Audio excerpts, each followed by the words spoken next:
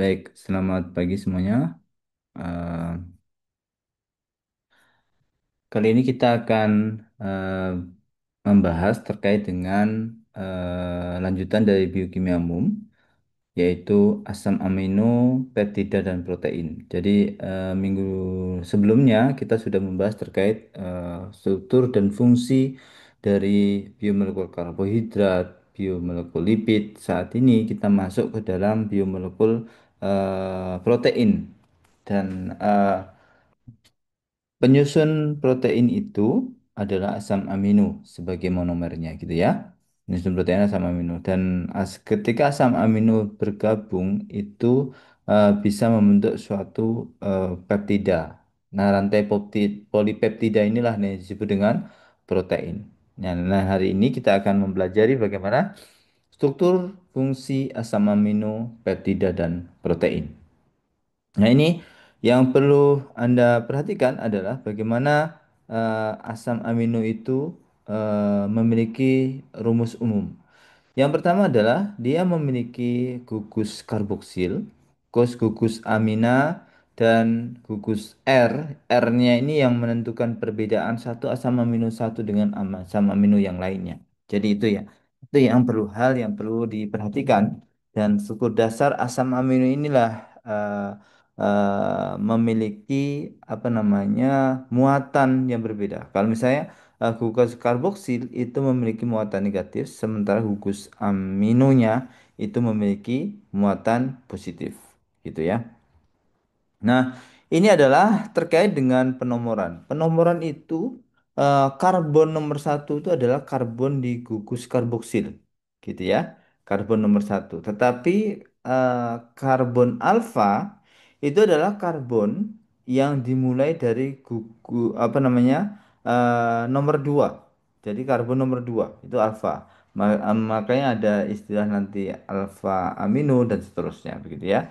Ada alfa, berarti nomornya ini ada alfa, berarti adalah pertama eh, karbon yang mengikat empat senyawa yang berbeda. Di sini H1, COH, NH3, dan ini adalah satu senyawa yang berbeda gitu ya. Satu gugus yang berbeda. Ini misalnya contohnya lisin gitu ya. Berarti ini ada alfa, beta, gamma, dan seterusnya. Ini berarti satunya dari sini, satu, dua, dan seterusnya. Ini adalah penomoran asam amino. Ini penggolongan asam amino. Jadi penggolongan asam amino itu bisa didasarkan pada gugus R-nya, ya, gugus R-nya. Misalnya di sini ada nonpolar, berarti gugus R-nya itu alifatik, ya, gugus R-nya itu alifatik. Jadi nonpolar berarti di sini karena muatannya sama, berarti jadinya muatannya nonpolar. H, misalnya itu adalah glisin. Kalau CH3 itu adalah alanin. Di sini ada CH3, CH, CH3 begitu ya. Ini valin dan seterusnya. Jadi ini yang perlu diperhatikan. Kemudian ada metion, ada leusin, ada metionin, ada isoleucin. Di sini berarti eh, non polar. Suatu gugus R-nya adalah alifatik. Ini kalau aromatik, berarti gugus R-nya aromatik. Misalnya penilalanin, yaitu tirosin, triptopan. Berarti ada tiga asam amino dengan gugus R aromatik. Yang polar tetapi tidak bermuatan. Ya, polar tetapi tidak bermuatan. Yang menentukan polar dari mana? Ini misalnya serin ini OH-nya ini. OH, OH, ini SH ini polaritasnya sangat tinggi. Gitu ya. Berarti ini contohnya serin, trionin, prolin, kemudian asparagin, glutamin itu adalah polar tetapi tidak bermuatan gitu ya. Ini polar bermuatan positif. Bermuatan positif yang menentukan ini. Ini kan COH dan NH3 kan habis nih. Berarti artinya dia menjadi netral. Tetapi gugus R yang ternyata dia bermuatan. Misalnya di sini lesin dia NH1 NH3, kemudian arginin NH2 plus, kemudian histidin di sini ada N plus di sini berarti menjadi bermuatan positif gitu ya. Itu yang tetapi ada juga yang bermuatan negatif gitu ya. Bermuatan negatif misalnya di sini R-nya adalah ada gugus karboksil, CO-min gitu ya. Ini misalnya aspartat. Kemudian ada glutamat, ada CO-min juga. Jadi dia menjadi bermuatan negatif. Jadi asam amino yang bermuatan negatif itu adalah aspartat dan glutamat dengan gugus R-nya yang bermuatan negatif. Nah, itu pembagian asam amino. Jadi tadi asam amino ada empat pembagian asam amino berdasarkan gugus R-nya gitu ya. Nah, sekarang kita masuk ke sifat-sifat asam amino. Kalau sifat-sifat asam amino secara umum sifatnya adalah memiliki gugus polar. Yang tadi saya bilang di sini ada COO min, kemudian ada NH3 plus gitu. Itu merupakan suatu gugus polar dan dia dapat bereaksi dengan asam atau basa. Artinya dia memiliki sifat senyawa amfoter.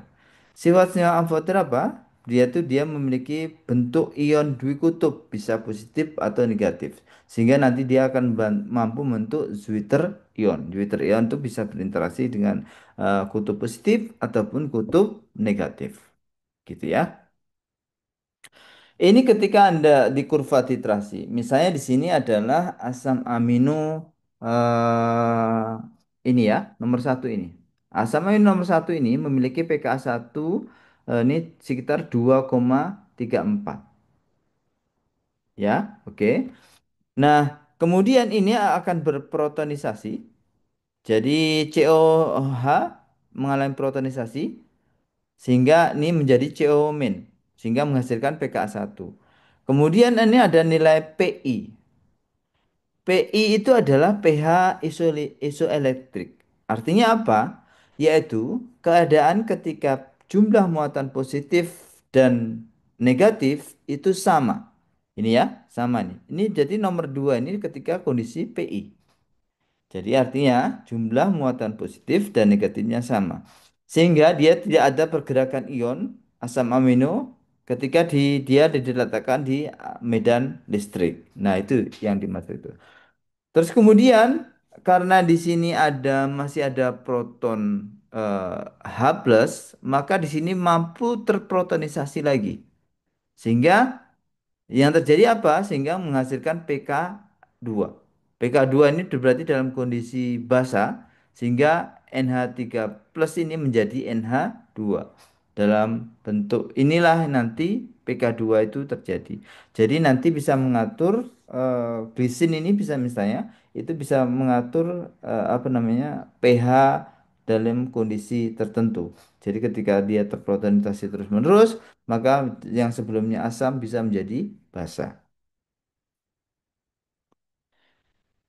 Ini beberapa sifat lain. Dia asam amino itu memiliki stereokimia. Dia itu bersifat aktif. Dia dextro positif, itu artinya memutar bidang polaritas ke kanan. Levo negatif memutar bidang polaritas ke kiri. Jadi ini ada istilahnya L-alanin, L-leucin di asam glutamat itu berarti dia menunjukkan stereokimia dari asam amino. Ini misalnya L-alanin berarti dia di posisi sebelah kiri ininya. Kemudian di alanin dia NH3-nya berada di posisi sebelah kanan dari bentuk konfigurasinya.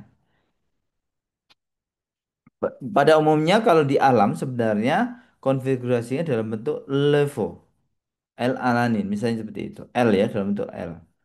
Tapi yang bentuk D itu biasanya hasil dari sintesis kimia organik. Ini contoh konfigurasi L dan D, gliseraldehida. Gliseraldehida itu ingat kembali bahwa itu adalah bentuk suatu karbohidrat yang memiliki tiga karbon. Jadi itu gliseraldehida. Gliseraldehida yang menentukan dia LOVO atau dextro itu adalah OH yang terikat di karbon nomor 2. Ya, OH yang terikat di karbon nomor 2. Karbon nomor 2 itu berarti karbon yang berikatan eh, ini ya, yang mengikat apa namanya gugus karbonil, hidrogen dan senyawa ketiga ini, gugus ini dan gugus yang berbeda. Jadi empat gugus yang berbeda intinya begitu. di Arbon itu. Nomor 2 itu. Ya, dan ini cirinya. Kalau Lextro itu sebelah kiri, kalau Dextro itu sebelah kanan. Kalau asam amino juga mirip dengan itu. Tapi asam amino bukan gugus hidroksil, tetapi gugus amino yang terikat di karbon nomor 2. Gitu ya. Gugus amino terikat di karbon nomor 2. Berarti ini kalau L-alanin di sebelah kiri, di alanin NH3-nya di sebelah kanan. Sama ini kira-kira perspektif dari L-alanin di alanin gitu ya. Ini rumus proyeksinya di alanin. Bentuk rumusnya seperti ini. Ini beberapa reaksi kimia asam amino. Ini sebenarnya Anda lakukan harusnya sih dilakukan praktikum ya terkait ini. Ada beberapa yang menentukan itu adalah gugus alfa karboksilnya, alfa amino, gugus R-nya, kemudian adanya ikatan amida, ester, asil halida. Jadi itu yang menentukan reaksi kimia asam amino. Misalnya reaksi ninhidrin ya. Reaksi ninhidrin ini kuantitatif asam amino. Jadi misalnya dia dilarutkan dengan dipanaskan, kemudian larutannya itu ini nanti berwarna biru dengan spektrofotometri. Nanti semua asam amino yang bebas memiliki alfa amino bebas, misalnya prolin atau hidroksiprolin itu akan menghasilkan larutan yang berwarna kuning. Sehingga ini perubahan itulah yang bisa diukur terkait adanya asam amino bebas. Misalnya reaksi Sanger ini menentukan asam amino ujung N, suatu rantai polipeptida. Reaksi Sanger ini alfa amino dengan 1 fluoro 24 dinitrobenzen. Reaksinya seperti itu. Kalau dansil klorida, gugus amino dengan 1 dimetil amino naftalen 5 sulfonil klorida ya. Itu nanti senyawanya dapat berfluoresensi sehingga bisa teridentifikasi itu asam amino atau bukan. Reaksi Edman sama dengan reaksi Sanger. Dia targetnya adalah ujung N dari suatu polipeptida. Tetapi kalau Edman ini dengan fenilisotiosianat. Ya, kalau tadi reaksi Sanger kan berbeda reagennya. Ini reaksi basa Schiff, jadi alfa amino dengan gugus aldehid, kemudian sementara dengan reaksi gugus R, reaksi gugus sulfhidril, berarti gugus yang ada di sistein misalnya. Ini bereaksi dengan hidroksifenol pada tirosin yang nanti intinya dengan ion logam berat ini membentuk suatu merkapeptida sehingga ketika adanya sistein dengan ion Fe ini akan membentuk disulfida sistein sehingga ini ialah yang bisa teridentifikasi reaksi penentuan gugus R dari suatu asam amino. Beberapa teknik yang bisa dilakukan, misalnya kualitatif ataupun kuantitatif ini, kromatografi partisi misalnya, itu pemisahan asam amino berdasarkan berat molekul. Ini biasanya menggunakan kolom kromatografi.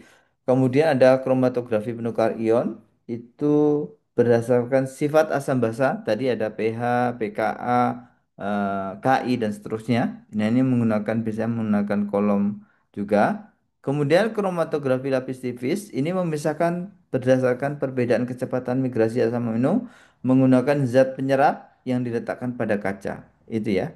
Kemudian elektroforesis. Elektroforesis berarti berdasarkan muatan listriknya ya.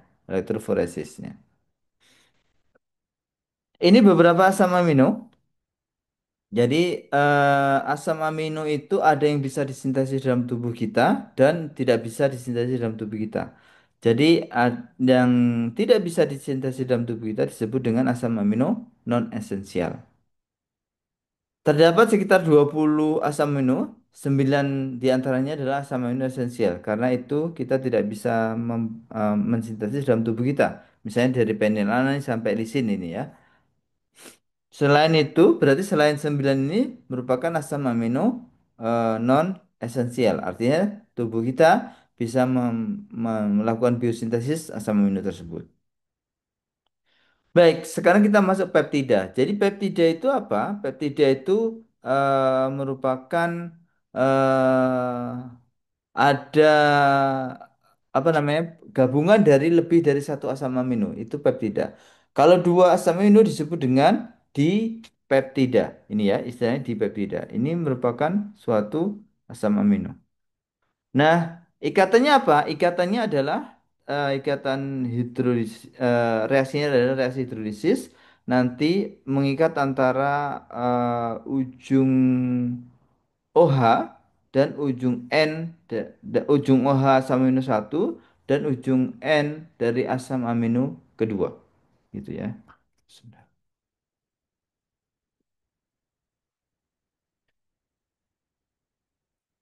Nah, ini nanti akan membentuk ikatan peptida. Nah, ikatan peptida ini membentuk senyawa yang disebut dengan dipeptida dengan menggunakan dua residu asam amino. Jadi monomernya adalah asam amino.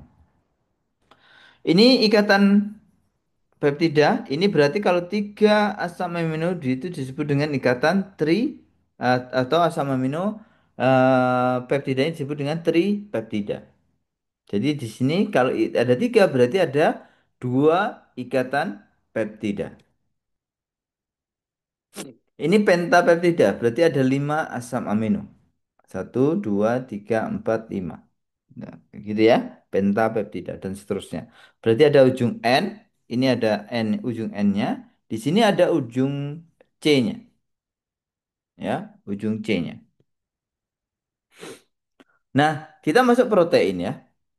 Protein itu apa sebenarnya? Protein itu makromolekul polipeptida. Jadi bukan dipeptida, bukan tripeptida atau pentapeptida, tetapi makromolekul polipeptida. Jadi strukturnya lebih tinggi lagi, lebih kompleks lagi dari suatu peptida, gitu ya. Yang tersusun dari apa? Tersusun dari asam amino yang dihubungkan oleh ikatan peptida. Nah, ini secara struktur ada struktur primer, ada struktur sekunder, ada struktur tersier, ada struktur kuartoner. Kalau struktur primer ini ikatannya hanya ikatan peptida. Jadi asam residu asam amino dihubungkan oleh ikatan peptida. Kalau struktur sekunder sudah ada ikatan peptida di sini distabilkan dengan alfa helik. Nah, untuk helik ini, lingkaran ini, nah, ini adalah struktur sekunder. Kalau struktur tersier seperti apa? Tersier berarti helik-helik dari struktur sekunder menggabung jadi banyak apa namanya kompleks sehingga membentuk polipeptida. Nah, banyak unit ini ada dari bentuknya warna ini eh, ya unit yang terintegrasi nanti menjadi satu protein penting di situ. Nah, itu disebut dengan struktur kuartenet, gitu ya. Nah, ini struktur primer misalnya. Ini struktur primer itu ada ujung C, ada ujung N, gitu ya. Nah, ini ada R yang dihubungkan oleh suatu ikatan peptida. Ini struktur primer. Nah, ini kalau struktur sekunder ini tidak hanya ikatan peptida, gitu ya, tidak hanya ikatan peptida, tetapi di sini ada alpha helix spiral. Ini alpha helix spiral itu bentuknya seperti ini. Nah, gitu ya. Terus kemudian di situ juga dikuatkan dengan ikatan-ikatan seperti ikatan hidrogen, ya, ikatan hidrogen. Kemudian salah satunya ikatan hidrogen yang menguatkan. Berarti ikatan hidrogen itu berarti ikatan antara satu molekul dengan molekul lain. O-nya itu oksigen berenergi tinggi kan, negatif dengan hidrogen. Nah, ini ya, seperti ini. Ini yang titik-titik ini adalah ikatan hidrogen. Seperti itu. Yang di sini juga sama, ini dikit-dikit. Jadi ini nanti distabilkan oleh alfa helix, bentuk alfa helixnya ikatannya nanti distabilkan oleh ikatan hidrogen. Nah, ini adalah bentuk dari ikatan anti paralelnya, bentuk anti paralelnya. Berarti ini berarti ujung ujung N berbeda arah, ujung N dengan ujung C gitu ya. COH berarti yang ini ya. Misalnya ini berarti warnanya tadi menentukan ya, warnanya nitrogen. Berarti di sini nitrogen ujung N, ini ujung C, ini ujung N. Nah, ini keterbalik-balik gitu ya. Anti paralel dibilangnya. Eh, sehingga dia membentuk lembaran anti paralel. Jadi itu eh, atau lembaran paralel yang sama. Jadi arahnya sama gitu ya. Arahnya sama. Jadi bentuk lembaran yang paralel dengan arah yang sama. Nah, ini bentuk view-nya gitu ya. Satu ini satu peptida, ini satu polipeptida, bentuknya menjadi seperti ini. Terus distabilkan oleh ikatan hidrogen antara satu polipeptida dengan polipeptida yang lain gitu ya. Ini struktur tersier. Jadi struktur tersier suatu protein dalam berbagai bentuk ya. Modelnya seperti ini. Jadi ini tersier berarti satu subunit protein penting gitu ya. Terus strukturnya adalah struktur tersier. Nah, ikatan yang menstabilkan dalam struktur tersier tidak hanya ikatan hidrogen dan peptida, tetapi sudah ada ikatan lain seperti ikatan ionik. Berarti ini antara O- dengan NH3+ ionik gitu ya. Kalau ikatan hidrogen kan berarti yang ini antara O dengan OH, H dari ini hidrogen. Kemudian ada ikatan hidrofobik dan van der Waals interaction ini misalnya dan ikatan ionik. Ini ionik contohnya lagi ya seperti ini. Nah itu eh, bedanya menstabilkan struktur tersier dari protein. Ini struktur kuartener.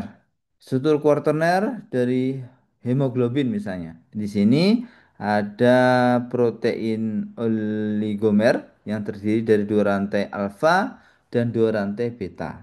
Dan fungsinya apa? Fungsinya di sini hemoglobin itu contohnya adalah pembawa oksigen pada sel darah merah. Ini beberapa contoh data dari beberapa protein terkait dengan berat molekul, jumlah residu asam aminonya, dan jumlah rantai polipeptidanya. Jadi kalau misalnya eh, ini residunya berarti misalnya sitokrom C itu memiliki berat molekul sekitar 13.000 gitu ya dengan jumlah rantai polipeptidanya itu satu. Yang jumlah rantai polipeptidanya lebih dari satu itu misalnya ada di simotripsin atau yang tinggi banget adalah glutamin sintase. Jadi suatu enzim yang ada di E. coli, gitu ya. Itu yang perlu diperhatikan. Dan ternyata di sini dari data berat molekul, jumlah rantai peptida tidak apa namanya bergaris lurus dengan berat molekul. Jadi bisa jadi berat molekulnya itu semakin tinggi, misalnya di titin di manusia itu protein titin ya, itu jumlah residunya besar juga, eh, tapi rantai peptidanya cuma satu. Tapi jumlah residu itu bergaris lurus dengan berat molekul dari protein itu. Gitu ya. Itu yang harus dipahami dalam suatu eh, molekul protein.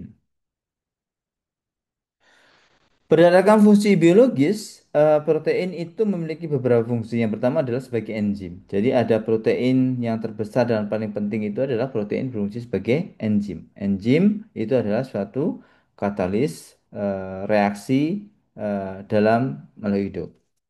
Selain itu, protein juga sebagai pembangun, artinya ini membentuk struktur, ada glikoprotein, penunjang studi sel, elastin, protein serat gitu ya. Protein itu juga sebagai kontraktil. Artinya protein ini berperan dalam proses gerak, misalnya miosin untuk filamen, aktin untuk bergerak juga dalam mikrofibril. Protein pengangkut tadi seperti hemoglobin itu mengangkut oksigen gitu ya ke dalam sel darah merah.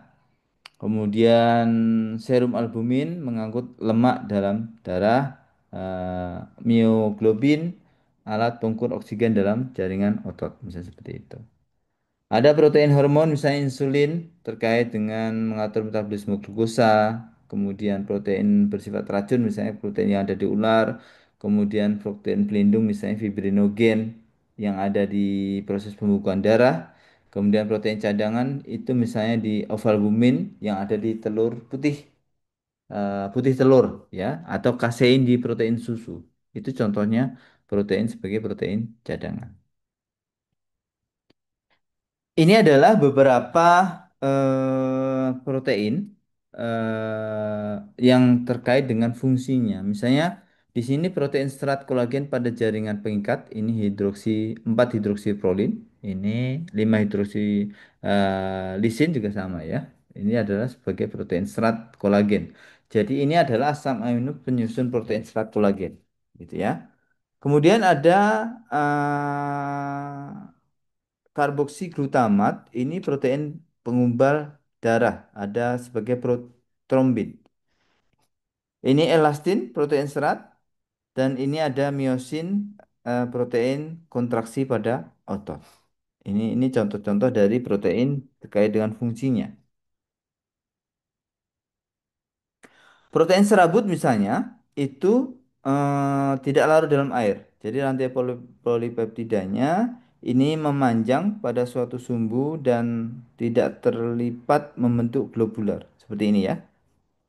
Ini fungsinya apa? Fungsinya adalah protein struktural atau pelindung terdapat pada rambut, wol, misalnya sayap, kuku, tanduk beberapa hewan ya. Ini bisa ini. Kalau di kita berarti misalnya di kuku, di rambut gitu ya.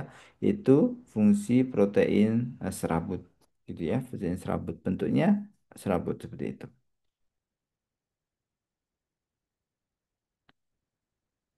Ini adalah fibroin beta karotin.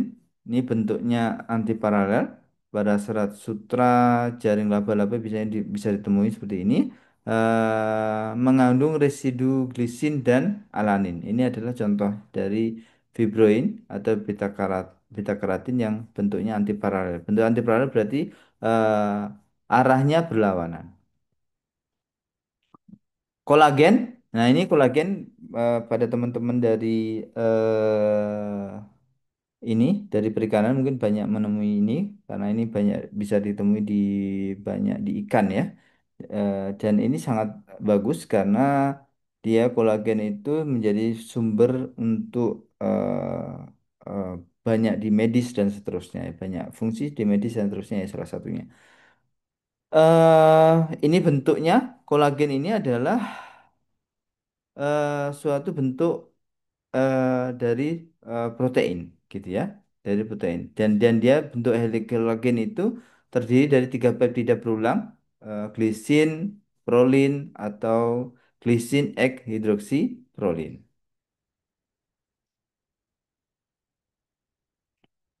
Tadi mioglobin itu protein tingkat oksigen yang fungsinya menyimpan oksigen, meningkatkan transfer oksigen ke mitokondria. Jadi ini bentuknya seperti ini ya, bentuk dari mioglobin.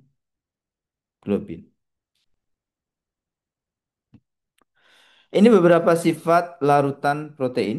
Jadi dia memiliki sifat asam basa yang ditentukan oleh gugus air yang dapat berionisasi. Jadi kurang lebih mirip dengan yang tadi asam amino ya, karena penyusun protein adalah asam amino. eh juga memiliki titik isoelektrik. Jadi pada keadaan ini kelarutannya sangat kecil. Jadi kalau ketika oksidatif berarti apa namanya muatannya sama antara negatif dan positif. Apa yang bisa dilakukan dengan untuk memisahkan protein? Yang pertama dengan elektroforesis, kemudian kromatografi, kemudian protein pengendapan protein sebagai garam, misalnya dengan TCA, asam tungstat dan seterusnya. Terus bisa juga dengan perbedaan kelarutan, misalnya dengan penambahan garam dan pelarut organik. Itu cara-cara yang bisa dilakukan.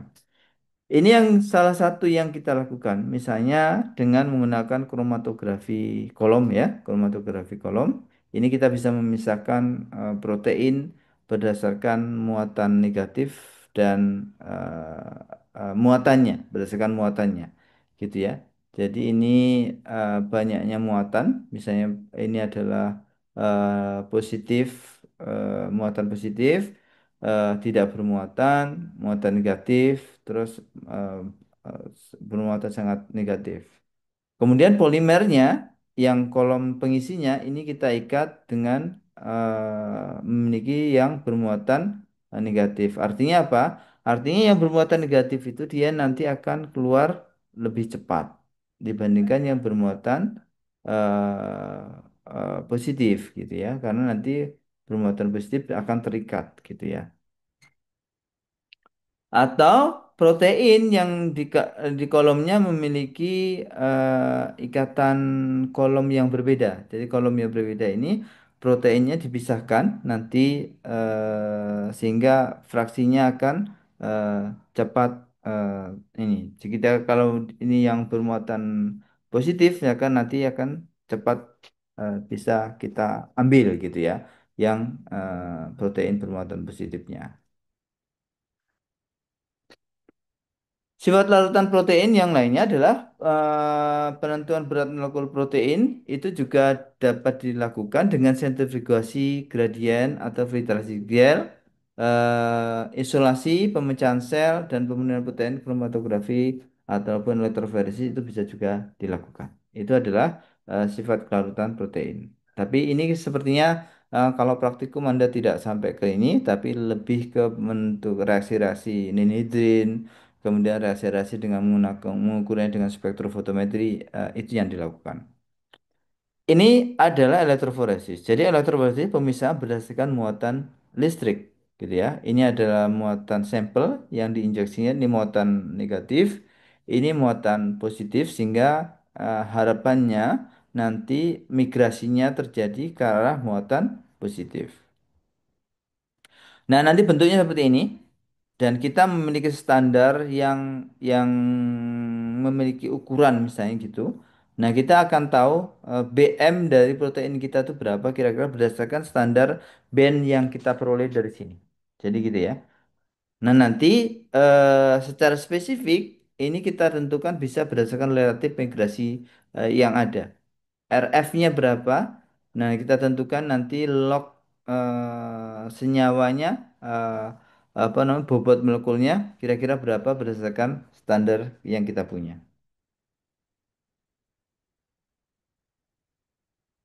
Oke, jadi ini beberapa latihan yang mungkin bisa Anda pelajari.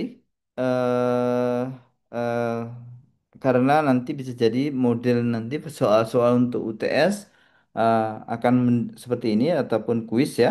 Jadi silahkan nanti dipelajari secara mandiri terkait dengan apa namanya gugus fungsi yang terdapat persenyawa ini terkait dengan karboksil dan seterusnya ya. Misalnya gugus fungsi di histidin ini ada imidazol, kemudian ini ada amino, kemudian ini ada karboksil.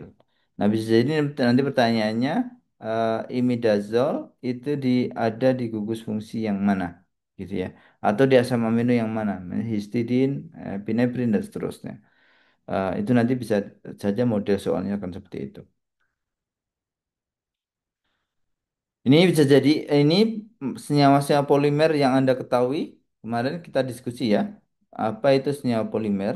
Jadi di dalam sistem makhluk hidup senyawa polimer itu ada empat ya. Ada karbohidrat, protein, kemudian asam nukleat, kemudian lipid. Jadi itu paling tidak itu harus Anda ketahui. Kemudian apa yang terjadi bila konsentrasi luar sel lebih tinggi dibandingkan dalam sel? Dan sebaliknya bila konsentrasi luar sel lebih rendah dibandingkan dalam sel. Jadi ini ada hipertonis, isotonis, kemudian hipotonis dan seterusnya itu mohon dipelajari terkait aspek itu. Berdasarkan gugus R-nya, asam amino bersifat oksidatif atau tidak. Jadi tadi isometris tadi ya terkait dengan stoichiometri struktur ruang dari asam amino. Baik, itu yang bisa saya sampaikan terkait dengan apa namanya materi perkuliahan. Mungkin